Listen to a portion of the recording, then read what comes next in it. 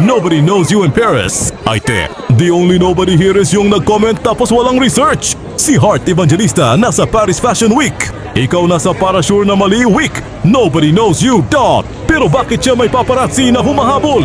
Multo ba yung mga photographer? Spirit of Fashion Week ganon? Be serious! Sa Paris, hindi ka makakaupo sa front row kung nobody ka. Hindi yan bring your own bitterness event. Invite only yan, hindi open mic for haters. At kung nobody siya, bakit siya iniikot ng brands from Paris, Milan, Shanghai? World tour ba yan ng di kilala? Concert ng imagination mo? Plot twist! Hindi siya nobody! Nasa wrong crowd ka lang, yung crowd na puro inggit at walang access. Kasi let's be real, si Heart kilala ng designers. Ikaw kilala ng scene zone. Si Heart kinukunan ng litrato. Ikaw kinukunan ng pasensya ng mga tao. Hindi problema na walang nakakakilala kay Heart sa Paris. Ang problema, wala ring nakakakilala sa logic mo kahit saan.